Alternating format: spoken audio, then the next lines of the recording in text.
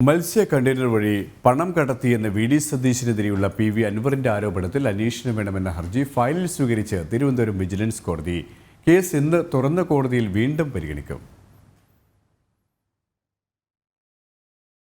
കേരയിൽ പദ്ധതി അട്ടിമറിക്കാനായി ഇതര സംസ്ഥാന ലോബികളിൽ നിന്നും പ്രതിപക്ഷ നേതാവ് പണം കൈപ്പറ്റിയെന്ന ആരോപണത്തിൽ പൊതുപ്രവർത്തകൻ നൽകിയ ഹർജിയാണ് വിജിലൻസ് കോടതി ഇന്ന് പരിഗണിക്കുന്നത്. കേരളിന്റെ ഒന്നാം ഘട്ടത്തിൽ പ്രതിപക്ഷം കാര്യമായ എതിർപ്പ് പ്രകടിപ്പിച്ചിരുന്നില്ല. എന്നാൽ അടുത്ത ഘട്ടം മുതൽ പ്രതിപക്ഷത്തിന്റെ ഭാഗത്തുനിന്ന് ശക്തമായ എതിർപ്പുണ്ടായി.